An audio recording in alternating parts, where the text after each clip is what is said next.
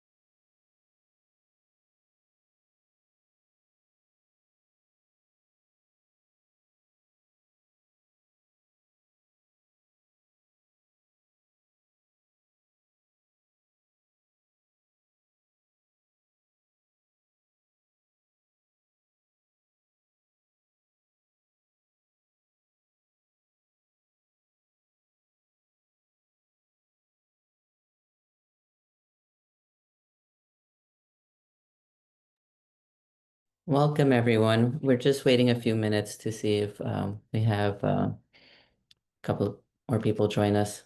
Usually people join a few minutes later, so we'll get started like in 2 or 3 minutes.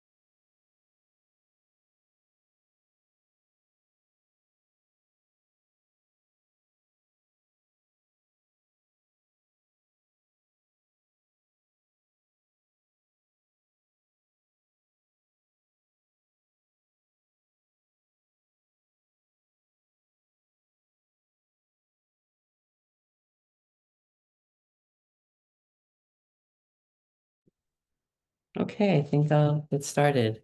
Um, Thank you, everyone who's joining us today. My name is Iveris Martinez, and I'm the director for the Center for Successful Aging at Cal State Long Beach. And the talk today is part of our speaker series at the Center for Successful Aging. We try to bring in 2 to 3 speakers per semester to sort of share with us innovative work that is going on around the topic of aging. Today we have with us Sofia Hodjat, who's going to talk to us about the Long Beach Age-Friendly Action Plan. I'm really happy to see that plan come to fruition and have her share that with us. Sofia is a gerontologist, an alumni of the CSULB gerontology program. She's an author and a lifelong resident of Long Beach with over a decade of experience serving older adults across recreational community and public health settings. She's currently manages the Healthy Aging Center at the Long Beach Department of Health and Human Services, a case management and resource navigation program that supports the city's aging population. Sophia is an age-friendly public health champion and played a lead role in developing the Long Beach Age-Friendly Action Plan, which is a community-driven roadmap to create more inclusive, livable city for people of all ages.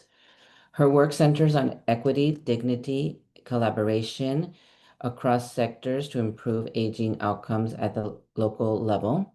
She's also the author of Logistics of Loss, a practical guide to help families navigate the administrative tasks and logistical responsibilities that remain after the death of a loved one. So I'm really happy that she's joining us today. And Sophia, I'm going to give you the floor after I make a um, sort of a request, which I forgot to do at the beginning, is that as you come in, please introduce yourself in the chat, because this is also an opportunity to network and get to know each other. So introduce yourself in the chat and please share where you're joining us from and your email. We also like to send a little survey at the end to get feedback on the presentations and help us plan moving forward. So please go ahead and do that if you're comfortable. And Sophia, thank you and welcome. Thanks so much, Averis. Happy to be here. Let me get my screen set up. Okay. Let's see. All right. Are you seeing my view or your view? How's it looking?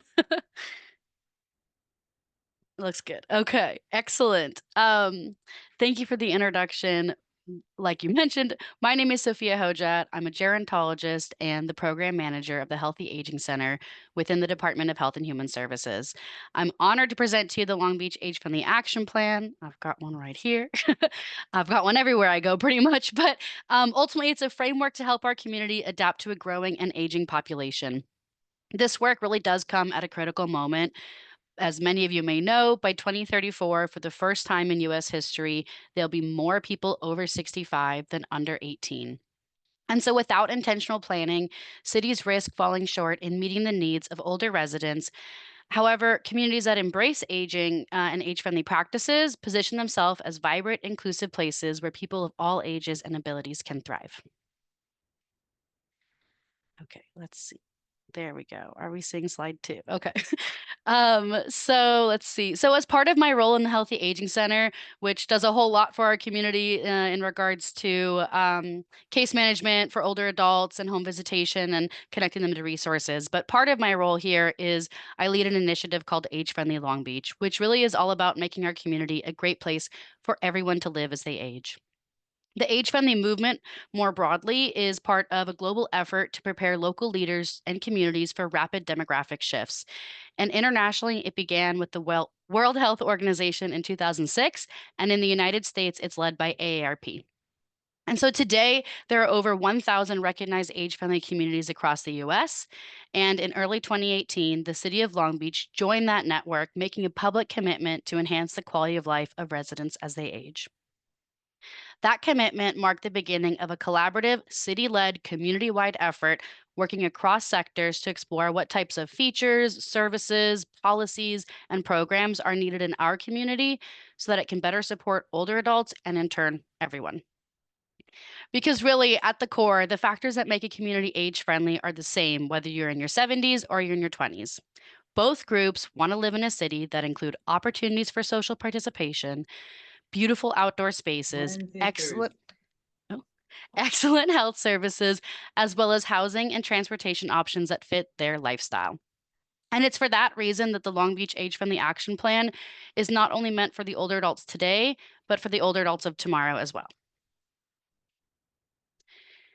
This is important because our population is rapidly growing older. Over 10,000 Americans turn 65 every day. And by 2030, 1 in 5, or 73 million Americans, will be 65 and up. And then by 2060, that number jumps to a whopping 1 in 4.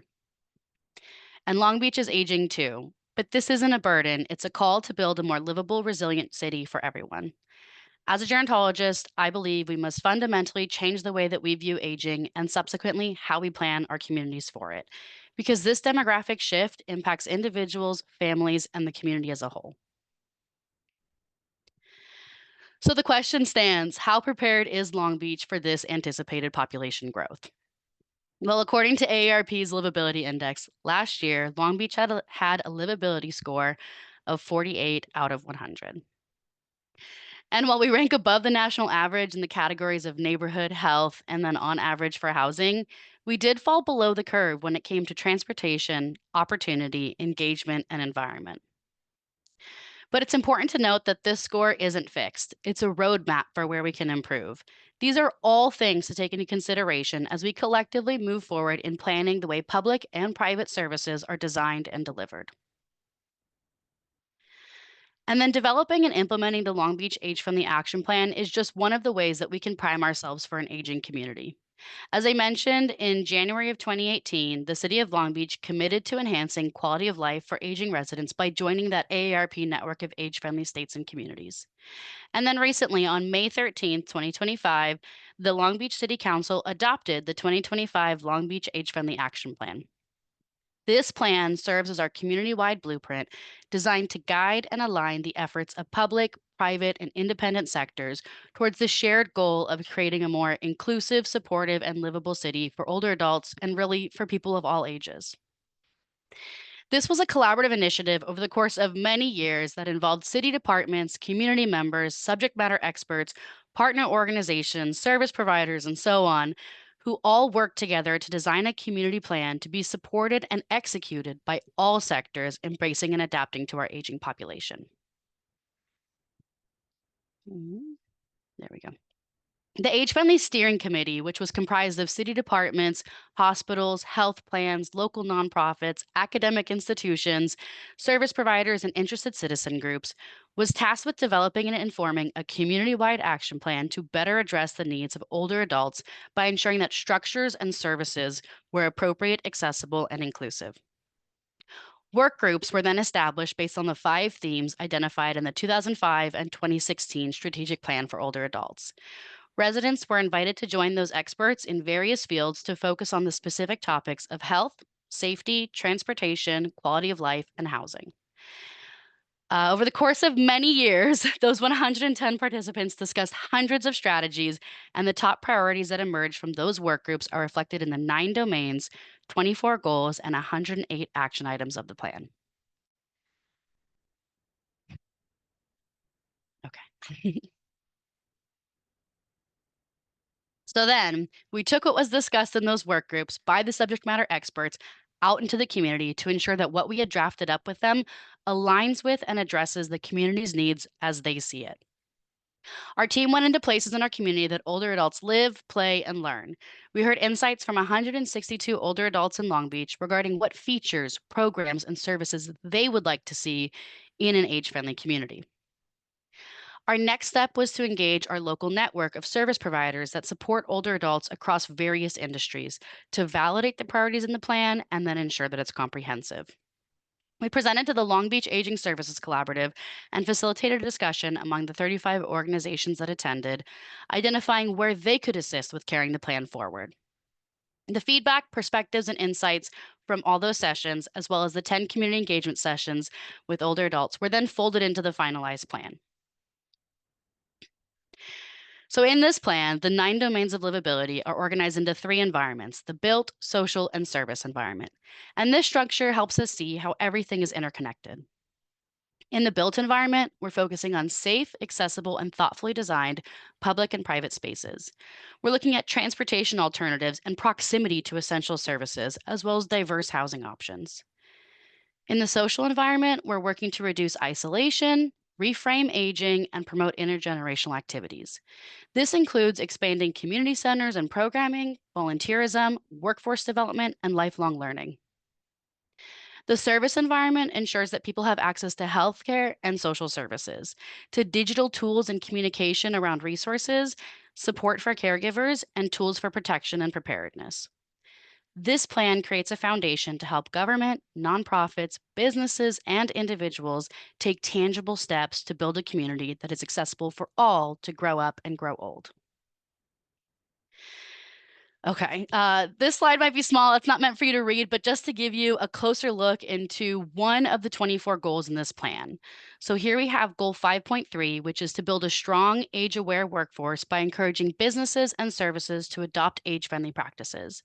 This comes from Domain 5, Respect and Inclusion, within the service environment. And so each goal in the plan is accompanied by objectives, action items, and then short, mid, and long-term progress indicators. To give you a few examples of this specific goal in action already, for example, action item A is around establishing and maintaining a network of local providers serving older adults has really been underway since the early stages of this work. The Long Beach Aging Services Collaborative meets quarterly, and if you're part of an agency or an organization here in Long Beach that serves older adults in any capacity, please reach out as I'd be happy to connect you with this group here within our community. And then also, we've been exploring workforce development at the universities, which is action item D, with community partners at CSULB's Center for Successful Aging and OLLI, and so on. And then action item E will be supported later this month through the implementation of a free ADA workshop hosted by the city's Community Development Department for businesses and property owners here in Long Beach looking to increase accessibility across our city. So, Long Beach, like many cities, is experiencing demographic shifts with a growing aging population. However, becoming an age friendly community is not just about accommodating older residents, it's about creating a city that works better for everyone because it benefits everyone to have more livable infrastructure. Because, for example, age friendly practices enhance community livability for all ages through features like safer sidewalks, accessible public transportation, and well maintained parks that benefit older adults, parents with strollers, individuals with disabilities, and younger residents alike. Age friendly practices support health and independence by promoting active living, access to healthcare, and opportunities for social connection, helping residents maintain independence and reduce healthcare costs associated with preventable conditions. It boosts economic growth as older adults are a vital part of the economy. They contribute as consumers, employees, volunteers, and business owners. Age friendly policies and best practices support local businesses, ensure that the city remains a desirable place to live, work, and retire. Age friendly practices strengthen social connections by encouraging community engagement, fostering intergenerational connections that strengthen social fabric and civic participation, reducing loneliness and social isolation, and the significant health risks that are associated with both. And lastly, age friendly practices prepare for the future. As the population ages, cities that plan ahead will be better positioned to meet the needs of residents and avoid crises related to housing, healthcare access, and mobility. Investing in an age friendly infrastructure and policies today ensures a more sustainable, resilient future. The movement towards age friendly communities reflects a broader shift in how we think about aging, not as a challenge to overcome, but as an opportunity to build a more inclusive, supportive, and resilient city for people of all ages.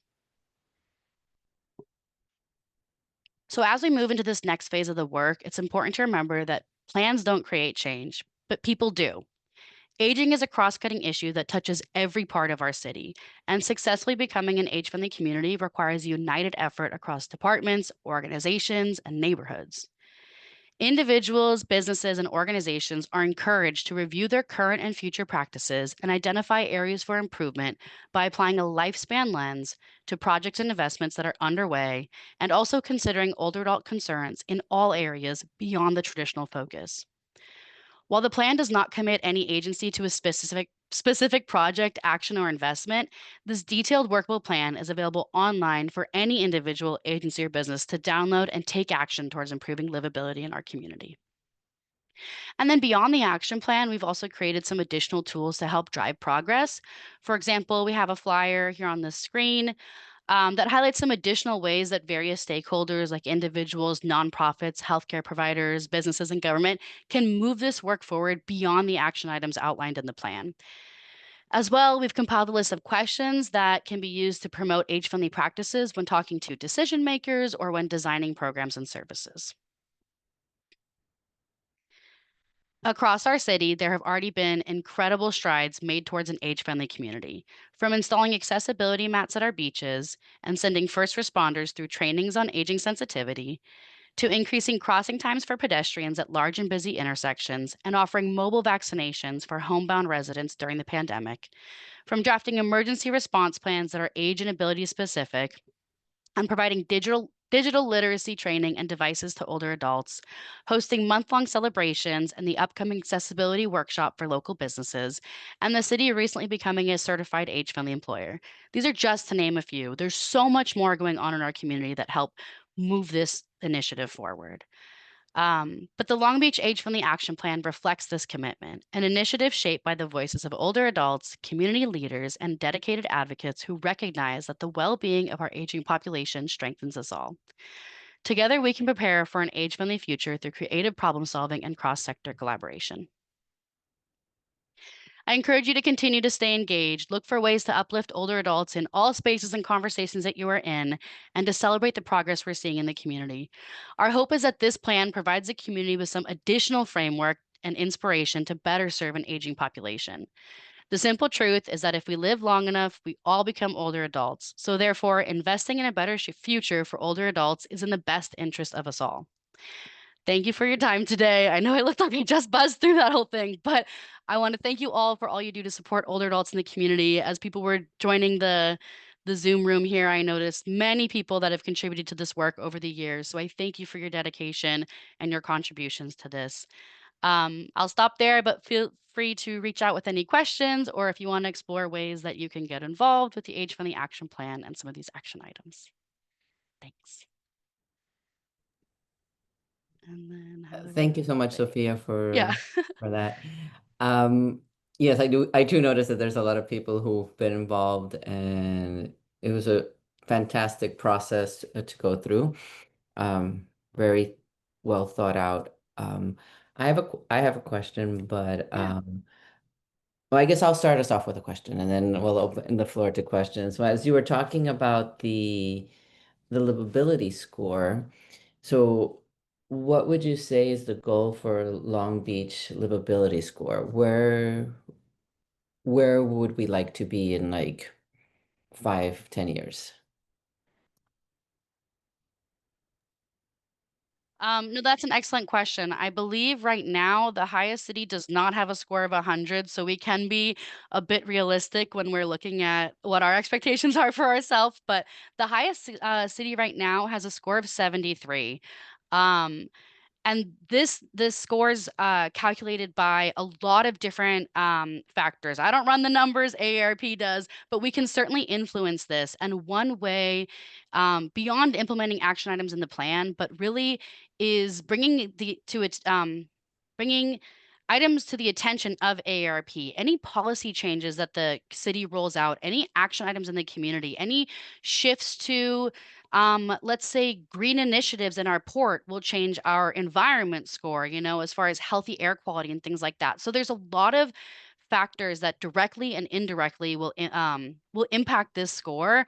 I can't speak to a specific number that I'd like to see. I don't know how hard it is to move the needle here, but I mean I think it's a great baseline, and I think we can definitely either by implementing new things or identifying what's in place and bring it to the attention of AARP so that they can factor that into their score in the coming years. But I think it only goes up from here. It has to, right? That's what we're all here for, is to see that number increase, to become the most livable community, and then see what happens after that. But And yeah, you said our lowest scores were environment, transportation, and what else? I'll tell you right now, it was transportation, opportunity, engagement, and environment. Environment consisting of clean air and water is what brings us the lowest. We have a score of 24 there. Mm, And a big part of that has to do with being a port city, having an airport in our city, a lot of factors like that, being so close to a big metropolis, things, factors like that. So looking at, I think, like, I strongly believe that age friendly touches everyone in every sector. I really haven't found industries that really don't cross with this work. And so, even looking at the categories that ARP outlined there, it's like whatever scope you're in, whatever your industry is, could improve the score in some way, right? If it's just if your line of work is just transportation, like there's a line item for you there, right? And so by making it not necessarily specifically better for older adults, but for the community more broadly, will improve this score, right? okay. Thank you. Mhm. Okay, so the floor is open for questions. or comments?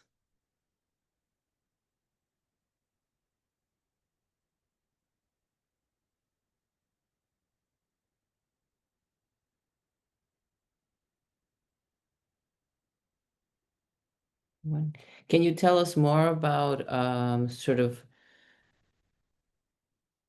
and I know about this because Sophia presented to my class earlier this week. But what are some of the things that have already been accomplished? Yeah, definitely. I think there were a lot of action items that so since the process starting in 2018, like I mentioned, we're bringing all these people to the table to discuss the problems we're seeing and potential solutions. And I think the best thing about the plan is before the plan even was printed to paper, as soon as those ideas were coming up in those work groups, we're like, well, we can work on that now, can't we? Well, we can make that happen now, shouldn't we? Like, and so to see items get crossed off the to-do list before they had even been officially written into the to-do list, I think is the most exciting thing when I look at the plan and really shows that a document like this can be a guiding source, but really it lives beyond the pages of the plan. But so to that point, I think things like the Long Beach Aging Services Collaborative, which has existed in our community under different names and different forms, but essentially is a group of professionals that all serve older adults from different industries and sectors here in our community that gather to network, share resources, trainings, um, do a little bit of case consulting to come up with some solutions and things like that. So I think that had started at the very start of this process from a lot of different entities involved to make that happen and is still going strong. And even since then has kind of served different functions throughout the pandemic for communication access and things like that to now where we're at now. But so that's one of them. And I think right after the plan was officially taken to council, we saw a lot of movement on a couple other items. There were organizations that reached out to asked permission to cite the plan in grants that they were applying to bring programs and services to Long Beach. So that was really exciting. It was actually stakeholders we hadn't even yet engaged with that were tracking this work or were aware of it and citing it in their grant applications and things like that. And then also, the workshop I mentioned that's going to be hosted by the Community Development Department is for any property owners or business owners here in Long Beach that want to improve accessibility to their patrons, clients, residents, whatever it may be, from a broader lens of ADA accessibility, but really looking at what can they tailor in their environments to make it more accessible, which is very in line with at least three of the action items in this plan. So things like that, I think also the city had pursued and received the, designation for becoming a certified age-friendly employer. So looking at things on both ends, not just, are the services accessible to older adults, which is an ongoing process to discover, but also is the work environment, is the hiring practices accommodating and equitable for workers of all ages. Um, so yeah, I'll leave it there, but there's lots going on. I think looking at any community, I mean, it's hard to track everything that's happening because this work is owned by the community. So ask anyone you meet in the industry what they're working on, and I'm sure it touches one of these items in the plan, whether directly or indirectly, in an effort to do so. But yeah. Okay, thank you. We have some questions in the chat. The first one is, any pushback from anyone as you work through this? The biggest pushback that we faced truly was really just a matter of circumstance that this project happened during the timeline of the pandemic. It slowed our progress a bit. We had to pause and shift gears to address the emergent health needs that were going on, specifically for older adults in our community. But so by natural cause, I guess that would be the biggest pushback we experienced. That really, the way I look at it, led to a great opportunity to really reevaluate everything that had been drafted up prior to the pandemic. Um, my favorite thing about that being like when you look at the safety, the domain for safety in this plan, which is unique in itself here in Long Beach because the original model has 8 domains of livability for AARP, and Long Beach was compelled to add a domain for safety. But prior to the pandemic, that work group focused on things like falls in the home, fall prevention, focused on fraud and scams and things like that. So safety in and around the home was really the priority, which is so essential. after going through the pandemic, lessons learned and things that we've, evolved and changed, safety grew to encompass more than that. It became emergency preparedness. It became communication systems around emergencies. It became climate resiliency and extreme climate events. And so it really became a much more robust domain. So while our community already recognized like the specific tailored need to have an additional domain added to this framework, being able to see this project through from pre-pandemic, post-pandemic, how much more in-depth and robust we could make it. I think other elements that were added in that may have been in conversation but didn't quite make it into previous drafts was things around succession planning, end of life planning, as people during the pandemic were faced with so many different choices, challenges, and trying to identify what was written. Now there are action items in the plan that address that. Uh, so pushback was really, I think, natural cause is natural disaster type of a thing. But I really do think the plan's stronger for it. It really gave us an opportunity to reconnect with the stakeholders that had helped draft the plan, but then also take it right back out to the community to say, hold on, before we send this to the print, does this reflect your needs? You are the expert in your own life as well. So being able to pause and revisit the work with a new lens was really meaningful, I think. Mhm. I Yeah, agree. And housing also was like a absolutely. post-pandemic part of it because sort of we didn't have the information about the high risk of homelessness for older adults when we started working on the plan. Absolutely, definitely. Like, while housing has certainly been a long time crisis, to look at it in a new way, given everything we learned. I mean, by the time we had gathered the housing work group for this plan, like I mentioned, there were the five core work groups, but the housing work group wasn't brought together until post-pandemic era, right? Um, and that looked the way it looked because we learned so much going through the city identifying a public health or a crisis on housing and homelessness in our city right before that time. The city having undergone among the community the Everyone Home projects, and then what we were seeing in the recent, point in time counts for homelessness, like you mentioned, for older adults. So, really able to build out. I think a robust, yeah, housing domain as well that encompassed a lot more than may have been in our purview prior to the pandemic. Yeah. We have another question in the chat box. How can we as individuals, part of any community, make an impact on the livability score? Yes, great question. So, when talking to my family about this work and my friends who maybe aren't in this space, even though I tell them you are, you just don't know it.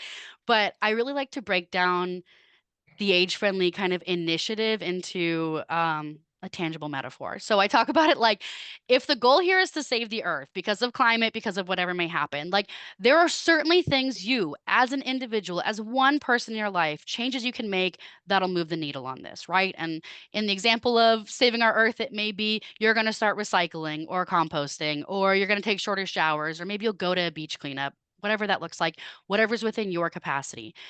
As a nonprofit, your role might be to maybe you'll host a beach cleanup in your community, or a neighborhood group would do that. And government may roll out, as we're seeing right now, our green bins for organic materials, right? Or maybe there's an incentive program they'll develop for lawns that are using native plants that'll help cut down water waste.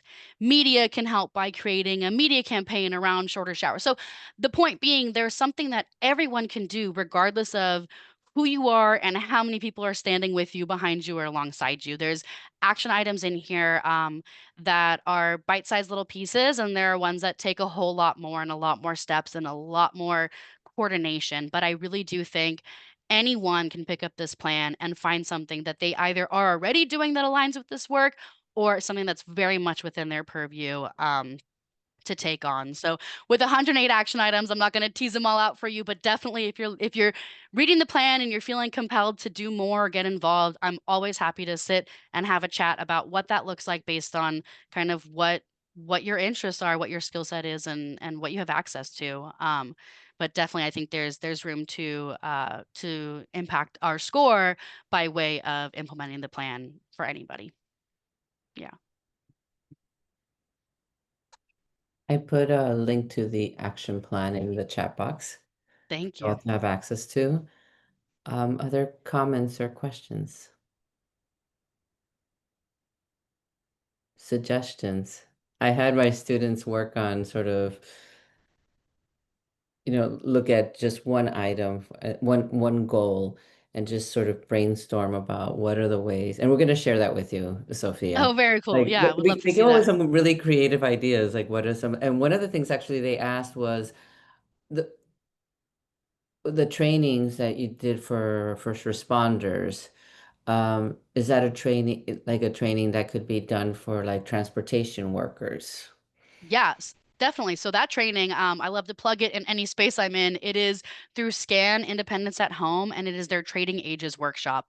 I believe they offer it free to the entire community, whether you're with an organization or not. They'll train you. It's also offered like in person, but it's also offered virtually. Individuals can attend. You don't have to have a whole squad to do it. But that's that's the number one place I tell people to start. If you're a business owner and you want your staff to have more competencies, if you're working with the team that interacts with older adults in any capacity, if you yourself are just looking for some awareness around the aging process, I start with the Trading Ages workshop through Scan Independence at Home. I can definitely share that information out after it's available online through Scan. But that that training, in your class, I mentioned to them that there were 200 first responders in the city of Long Beach, firefighters, EMTs, and so on, that went through that training to help gain that awareness, empathy, competencies in working with older adults. But there's been more that's been trained through that too. I think the Department of Parks, Recreation, and Marine has sent their staff through that training. Our team certainly has been through that training. And just last year, the city hosts an annual summit, and last year's summit was all around livability. So there were 200 city employees, or more than that, maybe, in attendance from all different departments and all different levels of management or employment, from boots on the ground to behind the scenes administration, that were also put through this training on a large scale on the Queen Mary. But so I think that's a really great first step, and I can definitely share the contact info. But I imagine that's something. Oh, it's in the chat. Perfect. Thank you. I imagine it's something that, has been accessed all across our community, and I definitely recommend it. Yeah. Excellent. Anyone else?